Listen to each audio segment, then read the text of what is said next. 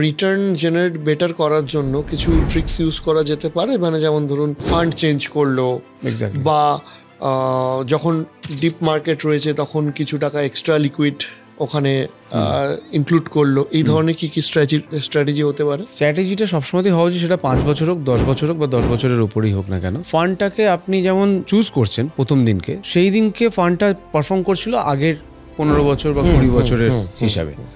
এবার এই ফান্ডটা পারফর্ম করছে, আগামী 5 বছর পারফর্ম করবে কিনা সেটা আপনার জানা নেই, কিন্তু আপনার তার পুরনো ইতিহাস ধরে আপনি শুরু করেছেন ইনভেস্ট করা। এবার এই মাঝখানের 5টা বছর কিন্তু আপনাকে এর মধ্যে থাকতে হবে, আপনাকে অবজার্ভ করতে হবে, ইদার আপনি করুন অথবা কোনো একজন এক্সপার্ট করুন আপনার বিহাফে। এই 5 বছর, 10 বছর, 15 বছরের মধ্যে মাঝে মধ্যে সফলটাও দরকার আছে, কারণ কোন একটা ফান্ড হয়তো পারফর্ম করছে না, কিন্তু আমি দেখছি না, আমার অ্যাপটা খুলছে, আমি অ্যাপটা খুলে দেখছি এই তো ঠিক আছে, এটা মাইনাস, এটা প্লাস, একটা ভাবনা চিন্তা করে আমি আবার রেখে দিচ্ছি।